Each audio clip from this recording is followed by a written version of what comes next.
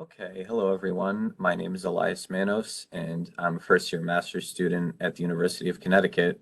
My research mainly focuses on developing a deep learning approach to map infrastructure across the Arctic from sub-meter resolution satellite imagery.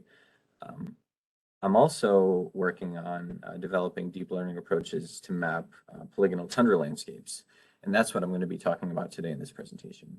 So, in this poster, I'm presenting a study where we developed and applied a remote sensing tool that can provide a better temporal understanding of ice wedge degradation by mapping ice wedge troughs in polygonal tundra landscapes from multi-temporal aerial and satellite imagery, and quantifying changes in connectivity through graph analysis, right?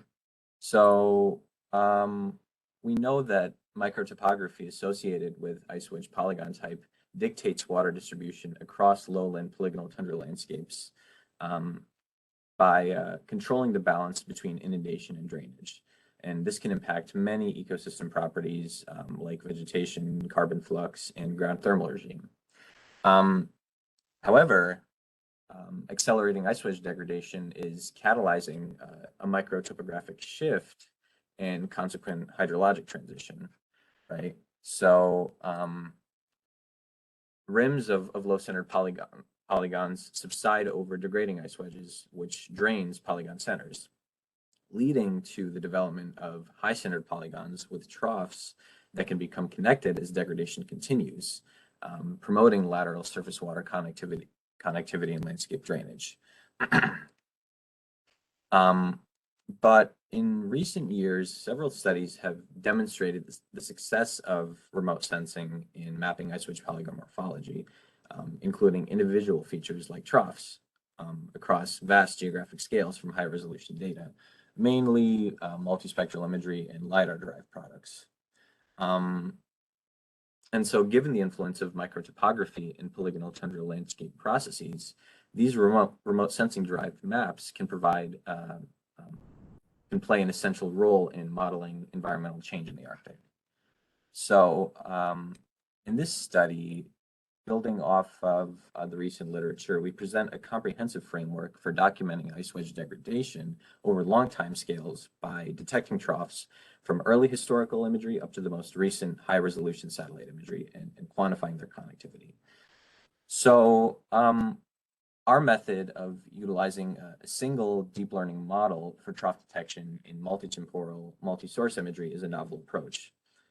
We create data to train a deep learning model from the most recent multispectral imagery, but we actually condense the three color bands of a multispectral image into a single grayscale band to train a model that works with single band historical aerial imagery as well, right?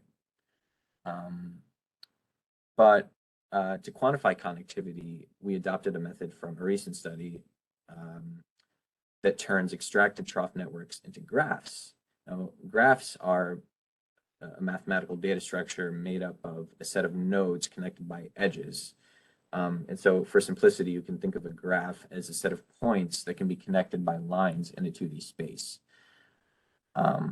So in this case, we can create graphs out of the extracted trough maps, where each edge represents a trough and each node represents the intersection between troughs. And then we can also produce quantifiable metrics that represent the spatial temporal progression of ice wedge degradation, right? So we apply this framework to an image time series of Drew Point on the Alaska North Slope here in this map. This time series consisted of high-resolution aerial images from 1949, 2002, and then a panchromatic Maxar satellite image from 2020. And so, in this time series, we can clearly see this progression of ice wedge degradation and the growth of an interconnected trough network over approximately 70 years or so, right? So we can really see this subsidence that's occurring. However, the deep learning model itself is trained on this 2010 Worldview 2 satellite image of Point Lonely, which is another North Slope site. And so to create the training data, we manually digitized troughs from the image to gather trough samples, right? So these green tiles here are where we pulled our samples from. So in GIS software, we went in and drew the trough features on screen, but we then average the red, green, and blue bands of the image to get a single grayscale band, right? And that's what we train the model on.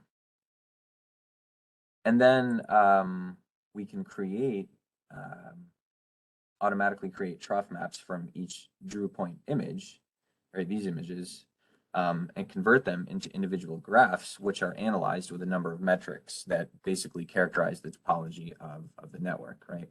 So here are the different metrics that we computed. So number of edges and nodes are simply the number of troughs and trough intersections. Then average node degree is basically a measure of how many troughs intersect at any given node on average. And then network density is just an overall measure of the connectivity. And then a component is a subnetwork of connected troughs that are isolated from the rest of the network. So the largest component would be the subnetwork with the highest number of interconnected troughs within the entire graph itself.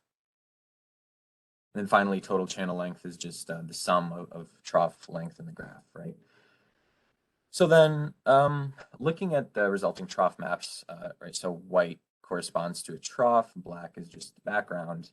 And then in the graphs, it's kind of hard to see here, but basically the red points represent the nodes or the trough intersections, and the green lines represent the edges or the trough segments themselves. And so looking at the computed graph metrics, number of components and largest component are particularly significant in understanding trough network evolution, right? So this decrease in number of components, so 21.24% decrease, and then this huge increase in largest component basically indicate that fragmented subnetworks of troughs are converging into one larger subnetwork, right?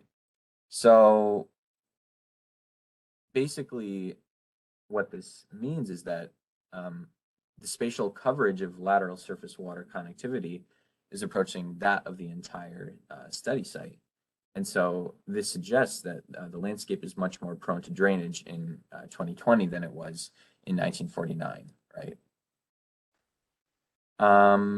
So yeah, that's pretty much it for this from this poster. And you know, ultimately, this is an exploratory study that could use more work, but